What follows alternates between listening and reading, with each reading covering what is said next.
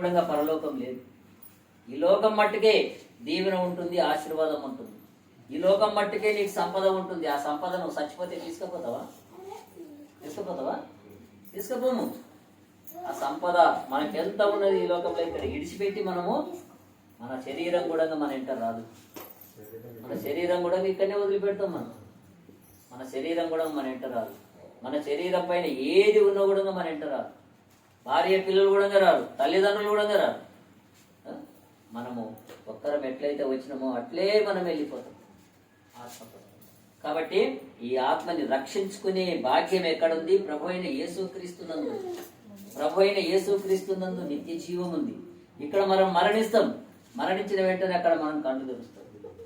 అప్పుడు అనుకుంటాం మనం నరకంలో కళ్ళు చేసి, అయ్యో నేను వినపోతే కదా, దేవుని సేవకుల మాట వినపోతే కదా, యేసు ప్రభుని నమ్ముకోకపోతే కదా, అందు గురించి అగ్నిలో యాతన పడుతున్నా అని చెప్పి అప్పుడు ఆలోచన చేస్తుంది ఆత్మ. తర్వాత పరలోకంలో ఉంటే, పరలోకం వెళ్ళిపోతే అప్పుడు కూడా ఆత్మ ఆలోచన చేస్తుంది, దేవుని నమ్ముకున్నందుకు నేను పరలోకంలో బ్రతుకుతున్నాను. ఇక్కడ ఎంత హాయి ఉంది, ఆకలి దూపలు లేవు, చీకటి వెలుతురు లేదు, ఎప్పుడు కూడా వెలుతురే, రాళ్ళు రప్పలు లేవు, అక్కడ ఏది లేదు, అన్ని సువర్ణంతో చేయబడినటువంటి ప్రదేశం. బంగారి బాటలు, ఎండి బాటలు, అన్ని రత్నాలు, ముత్యాలు, మాణిక్యాలు.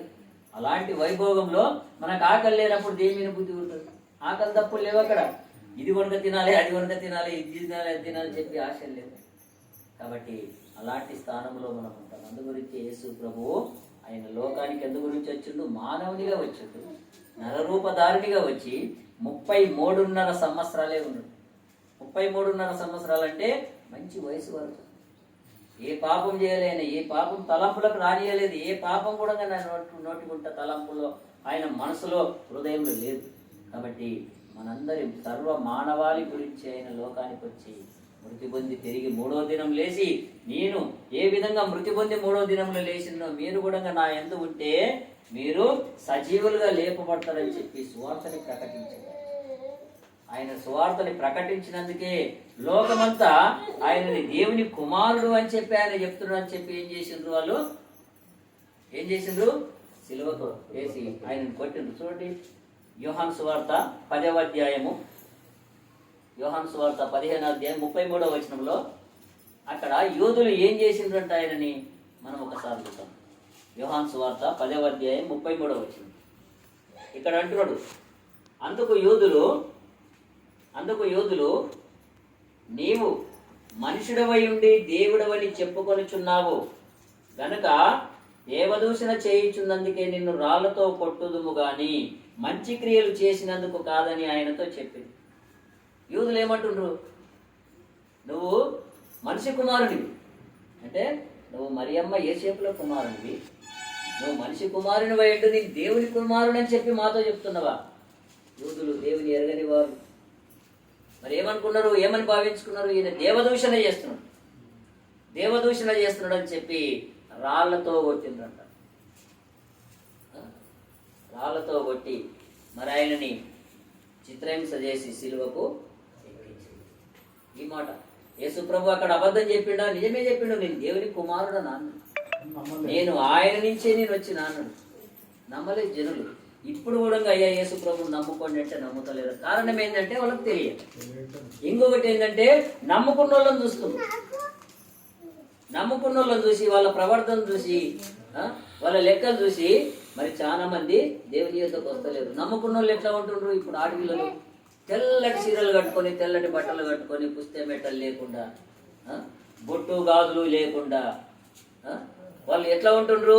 ఒక రండముండల్లాగా జీవిస్తుంది. అందు గురించి ప్రజలు చాలా మంది ఏమంటుంటారు, ఇదేంద్ర రండముండల్లాగా అయిపోతుండ్రు వీళ్ళు అని చెప్పి అట్లా వస్తారు. కానీ దేవునికి గాజులు బొట్టు అడ్డం కాదు. బొట్టు ఎందు గురించి పెట్టుకోవద్దని చెప్పి అంటే, నువ్వు క్రైస్తవురాలుగా గుర్తెరగడానికి బొట్టు పెట్టుకోవద్దని చెప్పి బైబిల్ చెప్తుంది.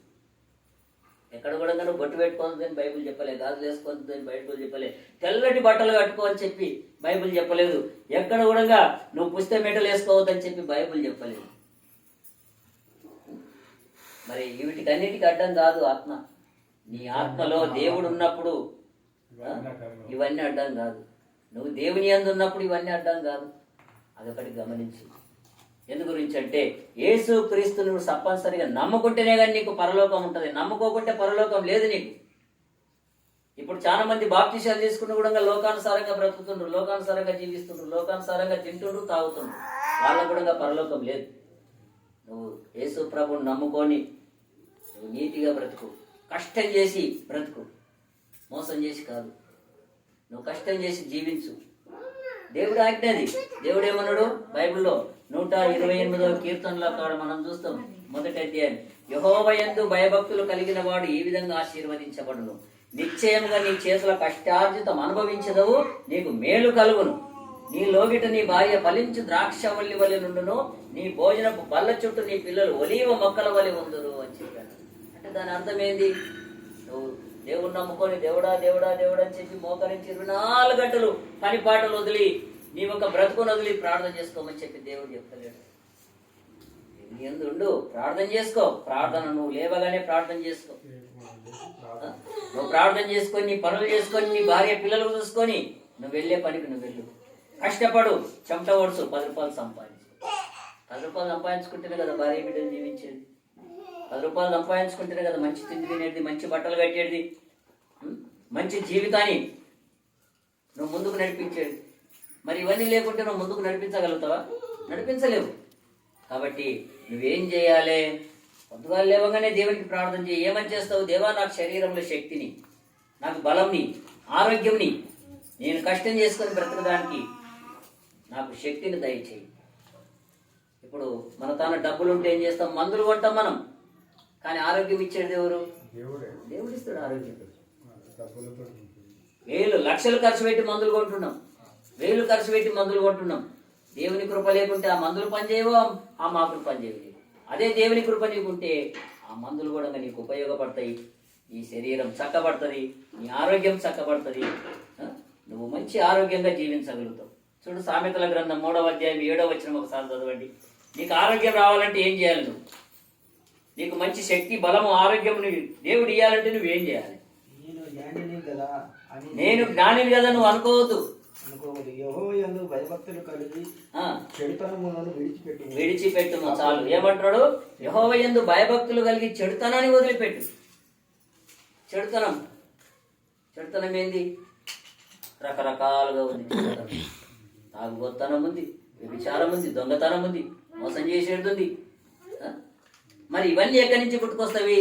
ఎప్పుడైతే నువ్వు త్రాగుడుకు బానిస అయినవో అప్పుడు నువ్వు అబద్ధం ఆడుతావు. భార్యతోనే అబద్ధం ఆడతావు, పిల్లలతోనే అబద్ధం ఆడతావు. ఎప్పుడైతే నువ్వు త్రాగుబోతానికి అలవాటు అయినవో నువ్వు చెడ్డ తత్వాలన్నీ కలిగి ఉంటావు. కాబట్టి మరి ఏం వదులుకోవాలంట? నేను జ్ఞానిని కదా అని చెప్పి నువ్వు అనుకోవద్దు. యెహోవా యందు భయభక్తులు కలిగి చెడుతనాన్ని విడిచిపెట్టు. చెడుతనం, ఒకరి మీద పగ పెట్టుకోవడం, ఒకరి మీద ఒకడు బతుకుతుంటే ఏడవడం, ఒకడు మంచిగా బతుకుతుంటే వాడిని ఓర్వలేకపోవడం, ఇవన్నీ చెడుతనాలే. అసూయ, హృదయంలో రకరకాలుగా కపటాలు, అలాంటివి వదిలిపెట్టుకోవాలి. అప్పుడే నువ్వు దీవించబడతావు, నువ్వు దేవుని బిడ్డగా అంగీకరించబడతావు, దేవుని బిడ్డగా నువ్వు ఆశీర్వదించబడతావు. ఏమంటుంది ఇక్కడ? నీకు ఆరోగ్యం కలగాలంటే మందుల నుంచి కాదు, మాకుల నుంచి కాదు. నువ్వు మందులు వాడినా మాకులు వాడినా నువ్వేం చేయాలి? దేవుని యందు భయభక్తులు కలిగి జీవించాలి. చెడుతనం మొదలు పెట్టుకోవాలి. ఇప్పుడు ఆరోగ్యం కలగాలంటే జ్వరం వచ్చింది, ఆ జ్వరంలో నువ్వు కళ్ళు తాగితే ఏమవుతుంది? బ్రాండీ తాగితే ఏమవుతుంది? చచ్చిపోతావు. ఎందు గురించి అంటే రోగం పెరుగుతుంది, అవిటికి తగ్గదు రోగం. కాబట్టి రోగం తగ్గాలంటే నువ్వు హాస్పిటల్, డాక్టర్ ఉన్నాడు, ట్రీట్మెంట్ తీసుకో, ఇవన్నీ బంద్ చేసుకో. మంచి తిండి తిని, మంచి ఆహారం తిని, నీ శరీరం తొందరగా కోలుకుంటుంది. కాబట్టి దేవుని యందు ఎప్పుడైతే మనకు భయము, భక్తి ఉంటుందో అప్పుడు చెడుతోనే వదిలిపెడతాం మనం ఆల్రెడీగా. ఆ భయము, భక్తి లేకుంటే చెడుతోనే వదిలిపెట్టలేము. అప్పుడు ఏమవుతుంది? కుటుంబం పాడవుతుంది, పిల్లలు పాడవుతారు, మనకు రకరకాలుగా సమస్యలు ఏర్పడతాయి. మనిషి దరిద్రుడు కావడానికి కారణాలు ఎన్నో వస్తాయి. కాబట్టి దీపం ఉండగానే ఏం చేసుకోవాలి? ఇల్లు చక్కబెట్టుకోవాలి. ప్రాణం ఉండగా ఏం చేయాలి? మనం ప్రభుని ఎరిగి బ్రతకాలి. ప్రభు ఇదొక మతం కాదు, ఇది ఇప్పుడు చాలా మంది మతం అనుకుంటారు. మతం కాదు, ఇదొక మార్గం.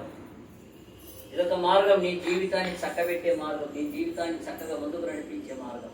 ఆ మార్గంలో నువ్వు బ్రతికే ఆశీర్వాదం.